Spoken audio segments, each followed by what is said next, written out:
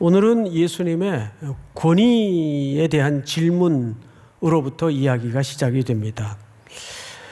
1978년도에 그 유명한 영국의 그 궁중의사였던 마틴 로이드 존스 목사님이 짧은 아티클에 가까운 책 하나를 냈어요. 권위라는 책입니다. 권위. 그 책에는 세 가지를 얘기하죠. 이 시대는 절대 권위가 상실된 시대다.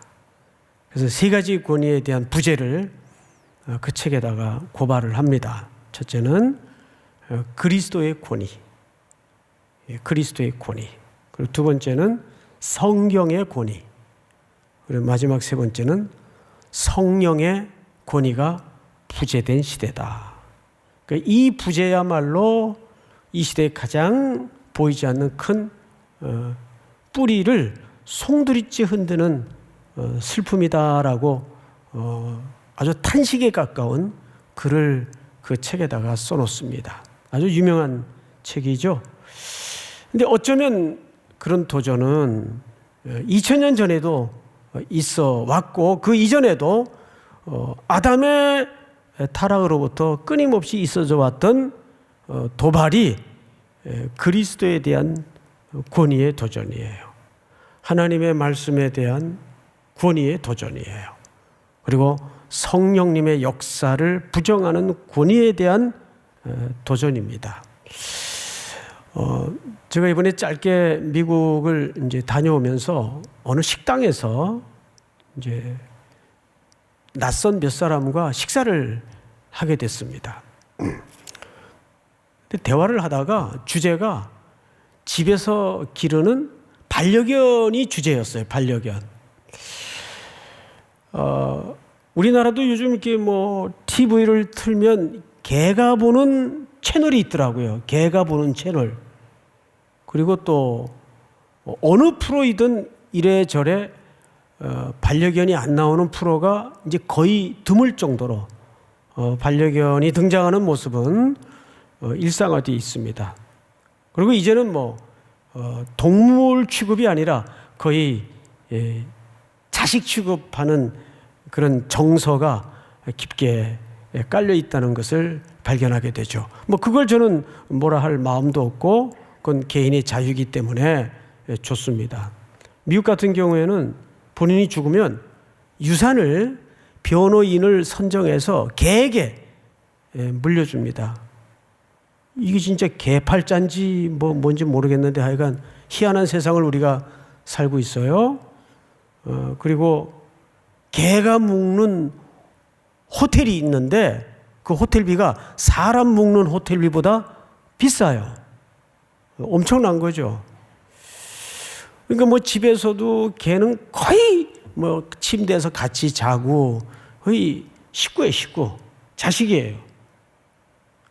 그런데 이게 꾸며낸 얘기 같은데 그 중에 한 분이 권사님 한 분이 근데 어느 날 그 개가 그렇게 대접받던 개가 우연히 거울을 보게 됐대요.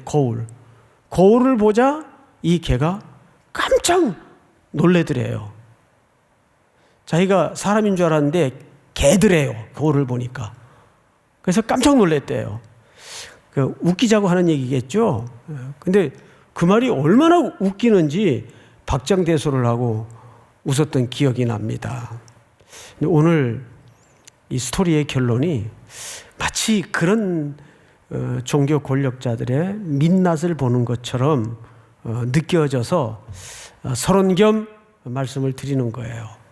자, 오늘 이 내용의 배경은 이렇습니다. 어제 예수님이 성전에 들어오셔서 성전의 본질적 기능 외에 개인의 이득과 탐욕을 위해서 행해지는 모든 것들을 채찍을 만들어서 휘두르시면서 상을 엎으시고 장사꾼들을 다 내쫓았어요. 그 유명한 성전 청결 사건이죠. 그러고 나서 그 다음 날 이제 사실은 예수님의 입장에서는 마지막 예루살렘 성 입장이에요. 이게 굉장히 중요한 역사적 접점이 이루어진 현장이 오늘 현장입니다. 예수님이 백성들을 둘러 세워놓고 여느 때와 같이 이제 말씀을 찬찬히 가르치고 계셨어요. 근데 저쪽에서 아주 대단한 그 권위 의식이 가득 찬 의상을 입고 한 무리의 집단들이 걸어오는데 바로 종교 권력자들입니다. 대제사장과 장로들이 어우러져 공식적으로 예수님에게 찾아온 겁니다. 그러면서 예수님에게 물어요. 두 가지를 물어요. 네가 무슨 권위로 이런 일을 행하느냐?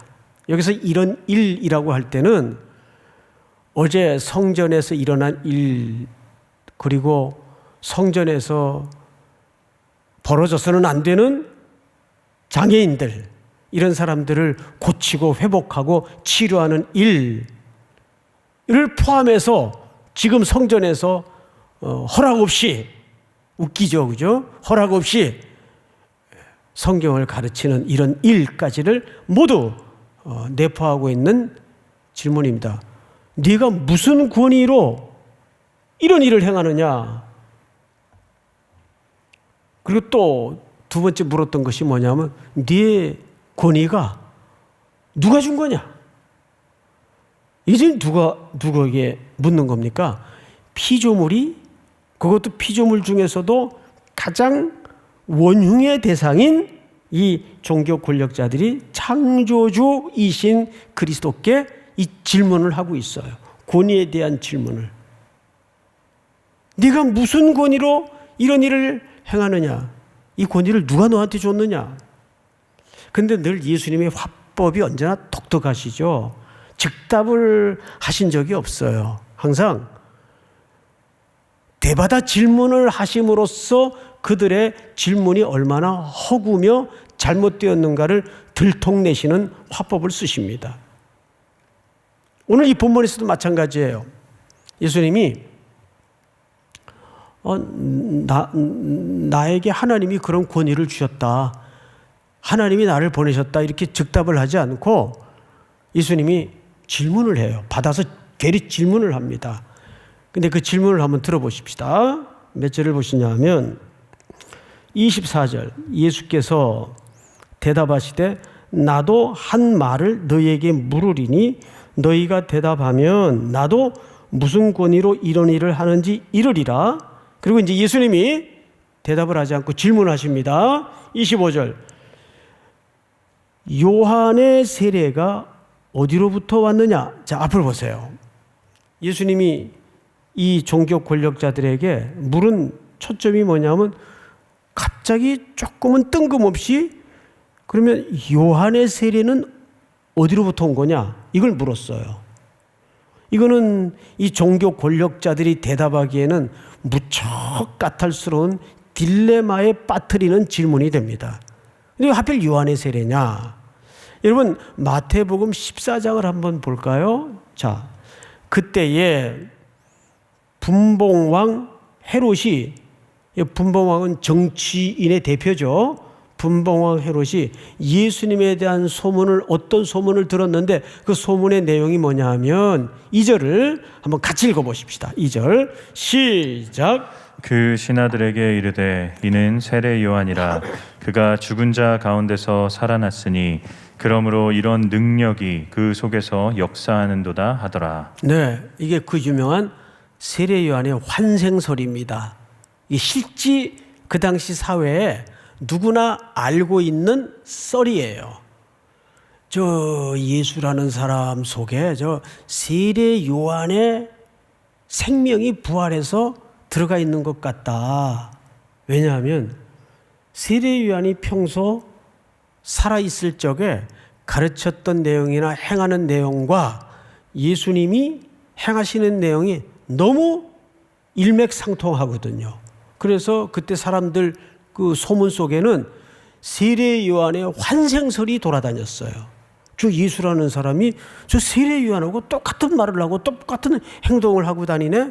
실제로 세례 요한이 죽고 나서 예수님이 본격적으로 사역을 시작하셨고 세례 요한을 따르던 무리들이 뒤이어서 예수님을 따르기 시작했고, 그러니까 이런 환생설이 무리가 아니죠. 이걸 누구도 들었어요. 궁궐의 정치인의 대표인 헤롯도 들었단 말이에요. 물론 예수님도 그 썰을 알고 있었고, 당연히 지금 질문을 퍼붓고 있는 종교 권력자들도 그 썰을 잘 알고 있었어요. 세례 요한의 환생설. 자, 예수님이 그거를 알기 때문에 그거를 끄집어내서 질문을 한 겁니다. 너희가 알고 있는 것처럼 세례 요한의 세례가 그러면 하늘로부터 온 거냐 사람에게로부터 온 거냐라고 물었어요. 그들의 이제 진퇴양난의 모습을 볼까요? 몇 절을 보시냐면 25절. 요한의 세례가 어디로부터 왔느냐? 하늘로부터냐 사람으로부터냐? 그들이 서로 의논하여 이르되 만일 하늘로부터라 하면 어찌하여 그를 믿지 아니하였느냐 할 것이요. 그렇죠. 만약에 이들이 예수님의 질문에 답을 해야 되는데 그거야 당연히 하늘로부터죠 라고 대답을 하면, 그럼 당신들 하늘로부터 보내어진 사자의 메시지를 거절하고 왜 그 사람을 함부로 손대어 처형을 했느냐라는 준엄한 질책을 받을 뿐 아니라 누구한테 무엄한 짓을 한 겁니까? 하나님께 무엄한 짓을 한 자승 포박이 됩니다. 스스로 문제가 벌어지는 거예요. 그러면 또 한켠에 사람에게로부터라 하면 문제가 없느냐? 그렇지 않죠. 이유가 있어요. 그 다음 절 성경을 좀 볼까요? 26절. 만일 사람으로부터라 하면 모든 사람이 요한을 뭘로 여기고 따라다녔습니까? 선지자로. 그러면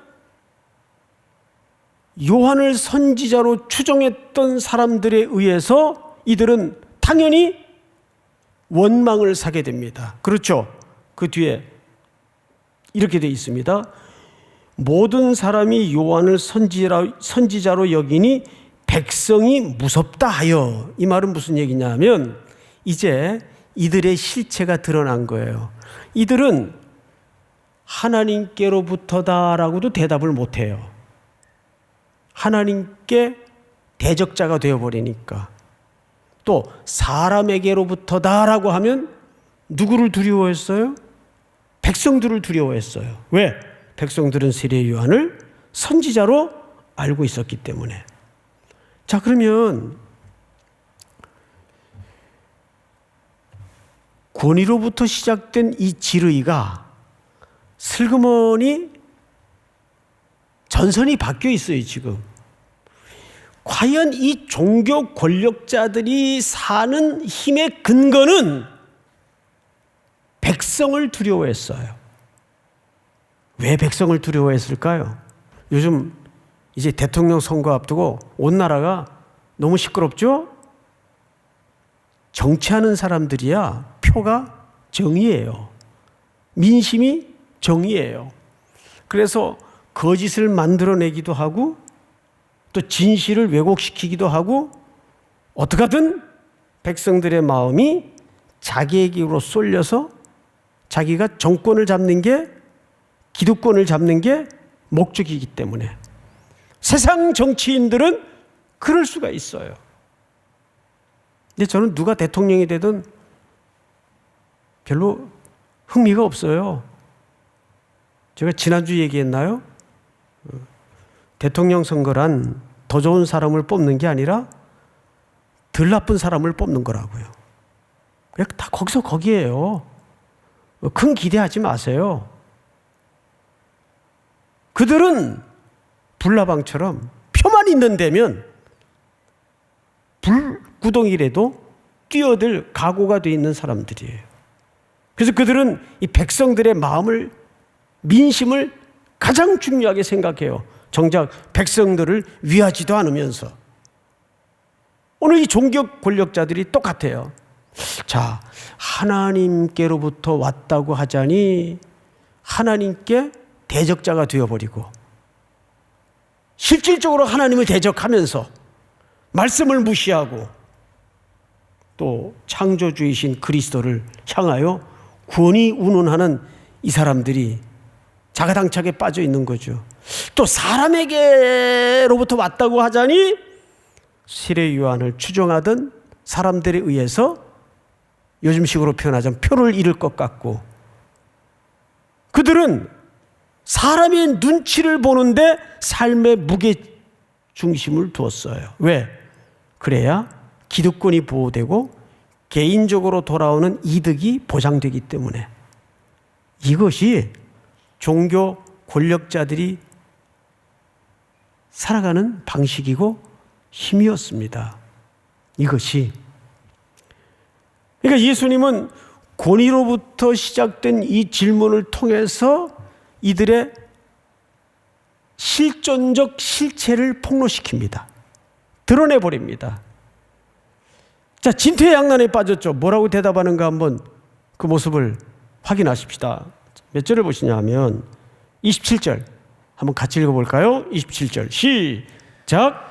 예수께 대답하여 이르되 우리가 알지 못하노라 하니 예수께서 이르시되 나도 무슨 권위로 이런 일을 하는지 너희에게 이르지 아니하리라. 예수님이야 당연히 권위의 출처를 말할 필요도 없고 이유도 없었지만 이들이 꺼낸 대답이 뭡니까?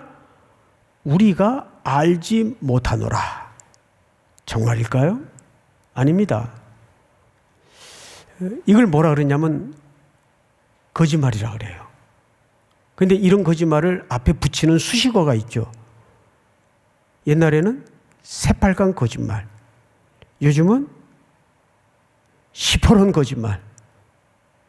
이건 완전히 새파랗고 시뻘건 거짓말이에요. 자기들은 이 영적인 실존과 실체에 대해서 알고 있는데도 뭐 하는 거예요? 거절하고 거역하고 있는 거예요. 그 상태를 예수님이 이어서 두 가지 비유로 설명합니다. 이제 그 비유를 좀 그냥 들어보시기 바랍니다. 집에 두 아들이 있었어요. 한날은 아버지가 큰아들에게 너 오늘 저 밭에 나가서 일 좀 해라. 예, 아버지. 알겠습니다. 가겠습니다. 그러고 대답을 하고는 큰아들이 갔어요, 안 갔어요? 안 갔어요. 대답을 하고는 안 갔어요. 그러면 이 큰아들에게 굉장히 중요한 초점이 있어요. 갈망이 있었다는 거예요, 없었다는 거예요? 갈망이 없었다는 거예요. 이 누구의 상태입니까? 바로 이 종교 권력자들의 상태예요. 이 출처가 하나님께로부터 온 건 줄 알았어요. 그런데도 거짓말을 하고 있는 것은 이 큰아들처럼 마음이 없었어요. 마음도 없었고 능력도 없었고 그 필요도 느끼지 못했고. 그런데 둘째 아들에게 아버지가 너 밭에 가서 일 좀 해라. 싫어요. 둘째가 보통 이런 기질이 좀 있어요. 그런데 이 둘째가 곰곰이 생각을 해보니까 자기가 잘못했어요. 그래서 뉘우치고 둘째는 갔어요, 안 갔어요? 갔어요. 근데 예수님이 이 둘째를 누구로 비유하냐 하면 성경을 보십시다. 이렇게 되어 있습니다. 30절 둘째 아들에게 가서 또 그와 같이 말하니 대답하여 이르되 실소이다 하였다가 그 후에 뉘우치어 갔으니. 31절 다 같이 읽습니다. 시작. 그 둘 중에 누가 아버지의 뜻대로 하였느냐 이르되 둘째 아들이니이다. 예수께서 그들에게 이르시되 내가 진실로 너희에게 이르노니 세리들과 창녀들이 너희보다 먼저 하나님의 나라에 들어가리라. 자, 여러분, 이 둘째를 누구로 비유하고 있죠? 세리와 창녀들이에요. 이 사람들은 세례 요한이 요단강에서 종말을 알리는 복음을 선포할 때 하나님의 나라가 임박했습니다. 회개하고 삶을 고치십시오. 열매를 맺으십시오. 이렇게 설파했을 때 그들이 나와서 세례 요한에 의해서 요단강에서 세례를 받았어요. 그 중에 무리들이 세리들과 창기들입니다. 그 중에는 일부 바리새인들도 있었어요. 근데 이 둘째를 그들과 비유를 하고 있습니다. 누가? 예수님이. 그러니까 이들은 처음에는 하나님의 말씀을 떠나 살았어요. 불법으로 살았어요. 말씀을 거역하면서 살았어요. 그러다가 세례 요한에 의해서 복음의 소식을 듣고 뉘우치고 깨닫고 회개하고 하나님께로 돌아온 자들입니다. 이게 둘째예요. 그러니까 여기에 갑자기 주제가 뭘로 지금 바뀌어 있죠? 순종하는가 안 하는가의 태도 문제로 바뀌어져 있어요. 주제가. 그러니까 이 주제가 지금 어떻게 자연스럽게 넘어가고 있는가를 흐름을 놓쳐서는 안 돼요. 처음에는 권위의 문제로 시작을 했어요. 근데 이 권위의 문제가 누구를 두려워하고 삶의 근거를 두느냐의 문제로 발전을 했어요. 근데 종교 권력자들은 사람의 시선과 사람의 여론을 무서워했어요. 하나님을 거역하고 무시했어요. 그런데 오늘 이 첫 번째 이야기를 통해서 예수님이 드러내고자 하는 것은 그들은 말은 진리, 성경 떠들면서 그 내용대로는 살지 않았어요. 가지 않았어요. 아니, 갈 마음도 없었고 능력도 없었고 속이 바뀌지 않았어요. 그런데 둘째 아들 같은 창기와 세리들은 하나님의 말씀을 떠나 마음대로 살다가 복음을 듣고 깨우치고 삶을 바꾸고 하나님께 돌아왔습니다. 그때 예수님이 물었죠. 누가 하나님의 뜻대로 행한 자이냐? 이 순종의 문제로 전선이 또 바뀌어 있어요. 그렇죠? 그리고 이제 마지막으로 두 번째 에피소드를 설명하십니다. 두 번째 얘기는 더 간단해요. 어느 포도원 주인이 포도원을 사서 만든 게 아니고 처음부터 포도원을 울타리를 치고 포도즙 틀을 설치를 하고 망대를 세우고 포도원을 잘 만든 다음에 이걸 소장농들에 맡기고 떠났어요. 근데 이런 일들은 이 로마 제국하의 유대인들 속에는 매우 흔하게 있었던 사회적 관습이었어요. 왜? 하도 로마 정부가 세금에 또 여러 가지 명목으로 뜯어가니까 있는 지주급 사람들은 살 수가 없었습니다. 그래서 그냥 이렇게 해놓고 매달 얼마만 날 줘라. 그리고 이 꼴 저 꼴 보기 싫다 다른 나라로 넘어가서 살고 있던 사람들이 굉장히 많았습니다. 이것이 시대적 상황이었고 특별히 로마 철권 정치 밑에서 신음하던 이스라엘의 상태였어요. 그래서 이런 이야기 소재로 이야기를 들으면 누구나 다 알아듣는 이야기예요. 일상에서 늘 흔히 만나는 이야기들입니다. 예수님이 두 번째 이야기를 시작합니다. 어느 포도원 주인이 그렇게 포도원을 잘 만들어가지고 소장농을 맡겨놓고 떠났어요. 열매가 맺을 때쯤 돼서 종들을 보냅니다. 왜? 소출을 할당량을 받아야 되니까. 그런데 어떤 일이 벌어지는가? 성경을 보십시다. 34절 열매 거둘 때가 가까움에 그 열매를 받으려고 자기 종들을 농부들에게 보내니 농부들이 종들을 잡아 하나는 심히 때리고 하나는 죽이고 하나는 돌로 쳤거늘. 세상에 이런 못된 소장농들이 어디 있어요? 때리고 빼앗고 죽이고 내쫓고. 그래서 주인이 다시 다른 종들을 처음보다 더 많이 보냅니다. 근데 여전히 똑같이 해요. 이때 주인이 매우 엄중한 마음으로 비상한 결단을 하게 되죠. 그 주인의 비상한 결단을 한번 보십시다. 37절 다 같이 시작. 후에 자기 아들을 보내며 이르되 그들이 내 아들은 존대하리라 하였더니 예. 설마 이 아들은 곧 난데 아들까지 그렇게는, 인간이면 아들까지는 그렇게는 안 할 거다, 이런 마음을 가지고 있었던 것 같아요. 주인이 거기에 마지막 희망을 걸고 내 아들까지 손댈까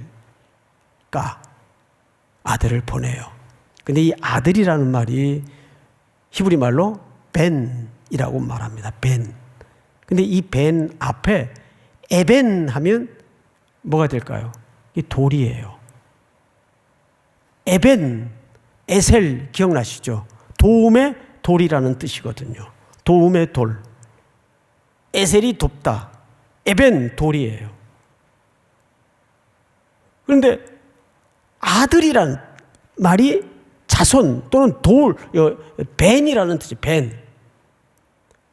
그 아들을 보내요. 벤을 보내요. 38절 농부들이 그 아들을 보고 서로 말하되 이는 상속자니 자 죽이고 그의 유산을 차지하자. 우리가 주인 노릇하자. 이런 주권에 도전하는 심각한 죄악의 발상을 드러냅니다. 그리고 결과 이에 잡아 포도원 밖에 내쫓아 어떻게 했어요? 죽였느니라. 그래서 예수님은 영문 밖에서 죽임을 당합니다. 내쫓겨져서 죽임을 당합니다. 바로 이 쫓겨나서 죽임을 당한 아들은, 포도원 농부의 아들은 누굴까요? 바로 예수 그리스도를 얘기하는 거예요. 이 얘기를 가만히 듣고 있던 이 종교 권력자들이 예수님의 질문에 어떻게 대답하는가를 잘 보세요. 그러면 40절 포도원 주인이 올 때 그 농부들을 너희 생각에는 어떻게 할 것 같니? 라고 물었어요. 그러자 이 종교 권력자들이 그 얘기를 유심히 듣고 있다가 그들이 말하되 그 악한 자들을 진멸하고 포도원은 제때의 열매를 바칠 만한 다른 농부들에게 새로 줄지니이다. 이게 지금 자기들에게 하고 있는 얘기인지 몰랐어요. 그런데 나중에서야 깨닫게 됩니다. 자, 여러분 45절을 볼까요? 대제사장들과 바리새인들이 예수의 비유를 듣고 그제서야 자기들을 가리켜 말씀하심인 줄을 알고 잡고자 하나 누구를 무서워하니? 무리를 무서워하니. 여전히 이들의 인생의 기초와 기반은 어디에 얹어져 있었습니까? 사람이 어떻게 말하는가? 세상은 나를 어떻게 보는가? 내가 이들의 민심을 잃어버리면 이 갖고 있는 이득과 종교적인 권력의 이 개인적 욕망을 유지할 수가 없어요. 그래서 사람의 눈치를, 민심의 무서움을 염두에 두지 않을 수 없는 거예요. 이것이 이 사람들의 사는 삶의 원리고 방식이고 사는 목적입니다. 자, 성경을 다시 보십시다. 42절.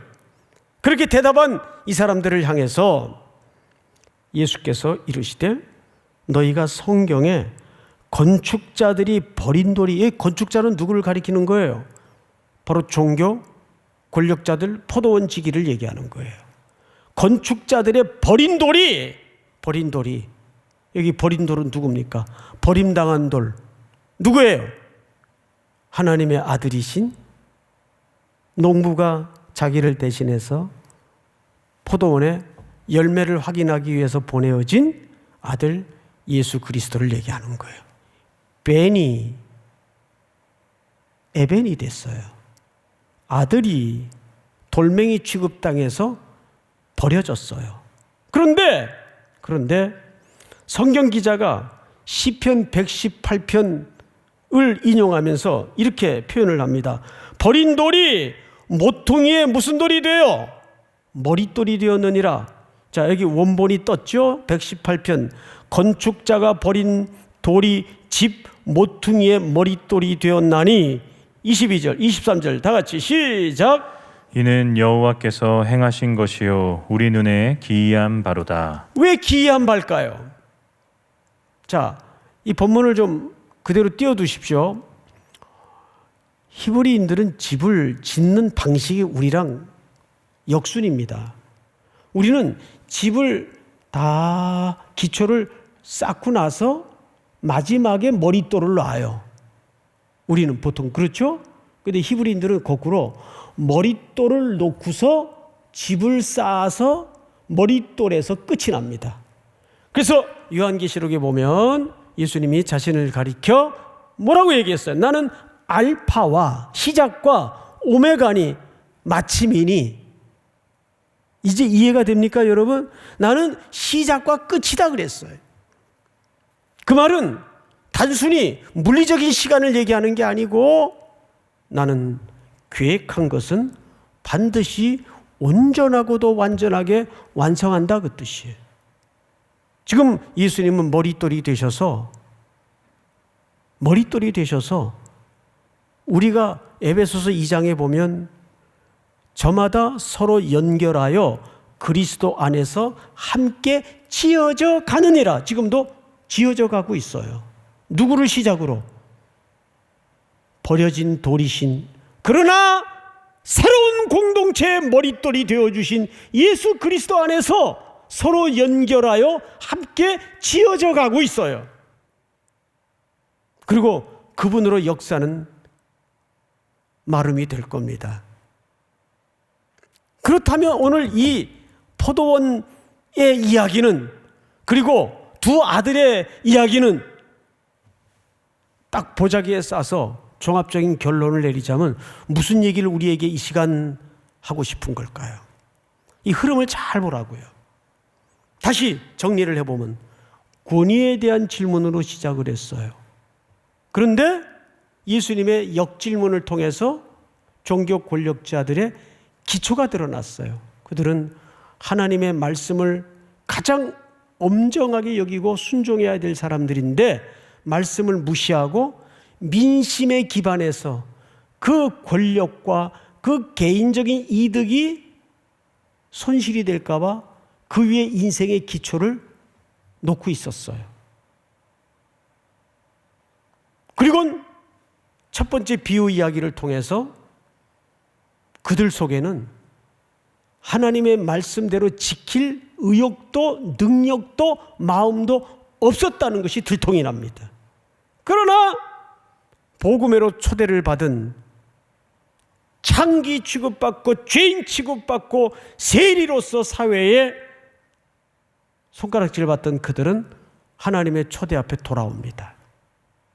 여기서 우리가 속아요. 저런 종교 권력자, 저 못된 놈들. 여러분, 우리가 원래 그 자리에 있었어요. 그게 또 다른 사람이라고 생각하는 것 자체가 큰 오산입니다.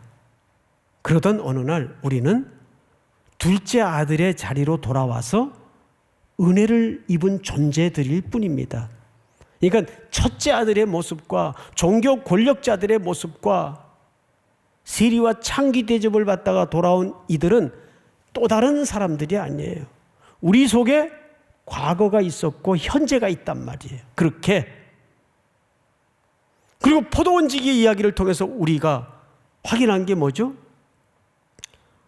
여러분, 그들은 주인의 아들이 왔을 때에도, 하나님이 종들을 보냈을 때에도 내놓을 소출한 열매가 없었어요. 열매가 없는 건 열매가 잘못된 겁니까? 나무가 잘못된 겁니까? 나무가 잘못된 거예요. 마태복음의 일관된 7장서부터의 흐름이 뭐예요? 제가 그 부분을 잠깐만 읽어드릴게요. 그들의 열매로 그들을 알지니 가시나무에서 포도를 또는 엉겅퀴에서 무화과를 따겠느냐? 이와 같이 좋은 나무마다 아름다운 열매를 맺고 못된 나무가 나쁜 열매를 맺나니 좋은 나무가 나쁜 열매를 맺을 수 없고 못된 나무가 아름다운 열매를 맺을 수 없느니라. 이게 우리의 모습이었어요. 그래서 로마서 5장에 보면 사망에서 생명으로 옮겨오느니라 그랬어요. 우리 원래 어디 있던 사람이에요. 잊지 마세요. 꼬실꼬실하게 물 한 방울 생산되지 않는 벌판에 그냥 생명 없이 말라 죽어가던 나무예요. 그대로 죽으면 죽는 거예요. 뿌리째. 그런데 어느 날 사망에서, 사망의 땅에서, 사망의 근거에서 생명으로 옮김을 받고, 그래서 시편 기자가 그것을 복 있는 사람을 어떻게 정의했어요? 시냇가에 심기운 나무와 같으니. 기억나세요? 시냇가에 있는 나무가 아니라 시냇가에 심기운 나무와 같다 그랬어요. 어딘가에서부터 옮겨졌어요. 어딘가로부터 사망에서 생명으로 옮김을 받았단 말이에요. 이제 이 나무는 물가에 심겨졌기 때문에 마르지 않아요. 그 잎사귀가 마르지 아니한 같으니 사시사철 열매를 맺음이라. 그러니까 열매는 저절로 맺어지는 거죠. 열매가 목적이 아니에요.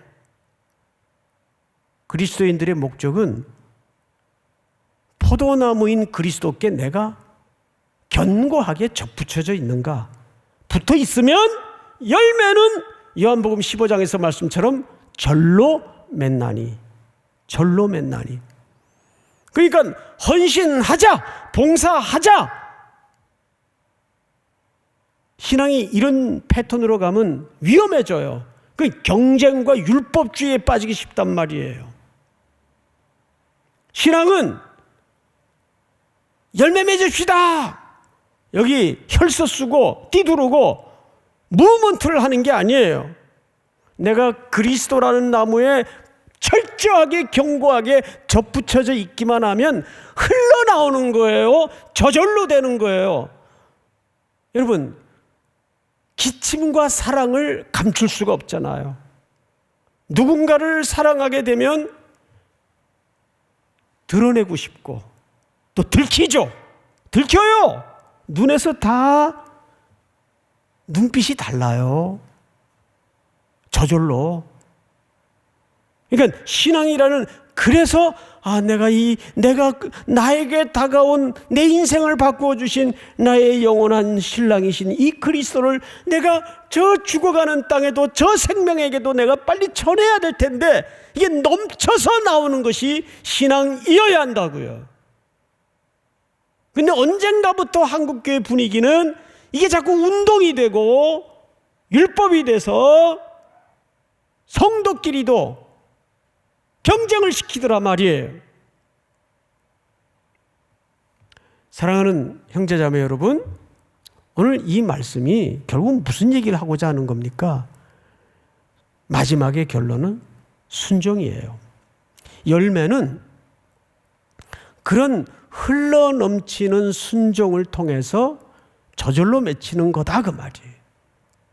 결국 그 열매는 뭘 증명하는 하나의 표시이기 때문에 내가 참되게 그리스도께 접붙여져 있는가, 그거를 증명하는 하나의 표이기 때문입니다.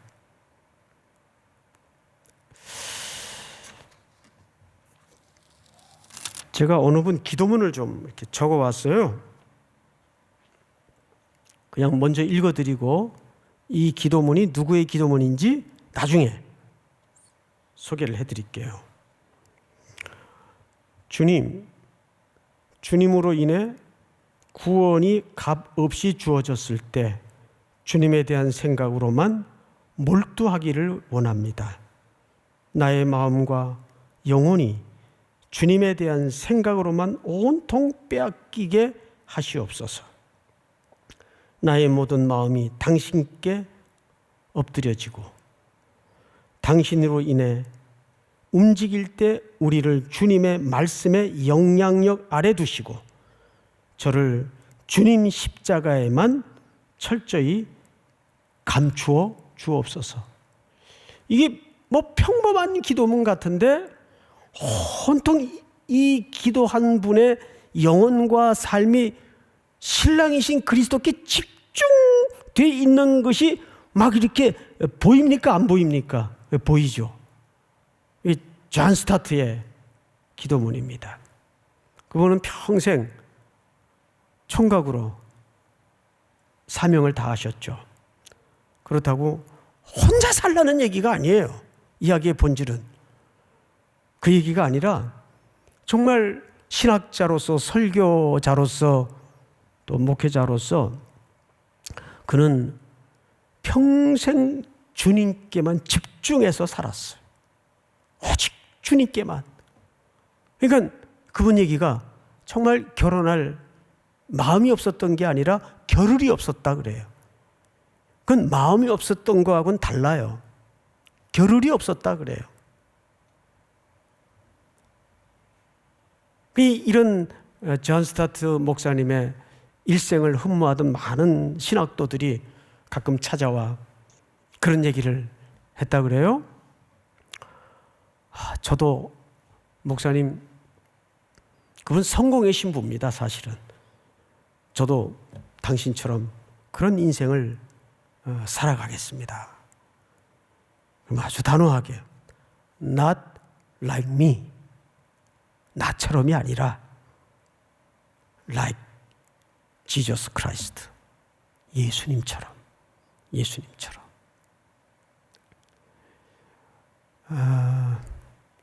무슨 문장으로 우리가 결론을 맺어야 될까요?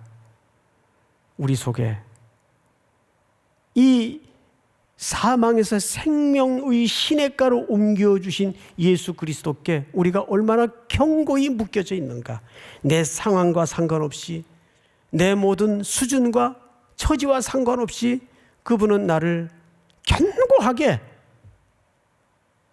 마태복음 28장의 약속처럼 승천하시면서 당신의 제자들에게 모든 이 땅의 사명을 위임하시면서 무슨 약속을 하셨나요? 세상 끝날까지 항상 너희와 함께 할 것이라. 믿습니까? 또 한 주도 여러분 속에 어떤 시간이 도전적으로 웅크리고 있을지 알지 못하지만 거기에 겁먹지 말고 두려워하지 마세요. 우리가 두려워할 분은 하나님밖에 없어요.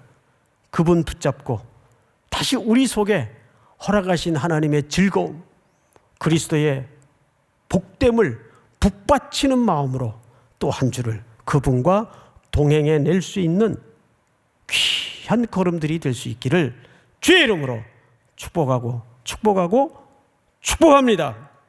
다 일어나십시다. 주는 완전합니다.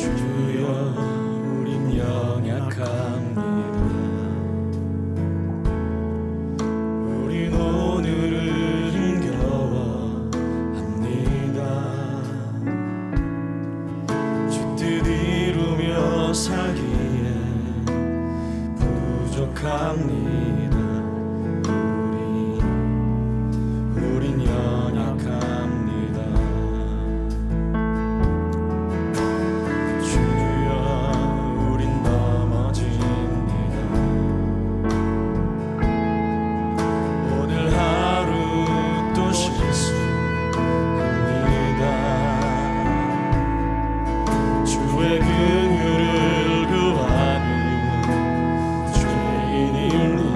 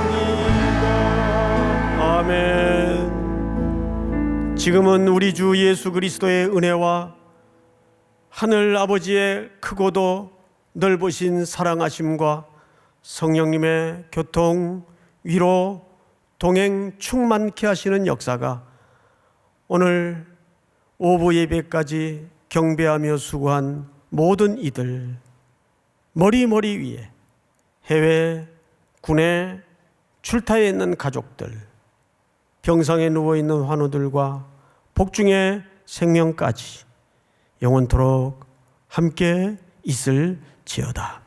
아멘.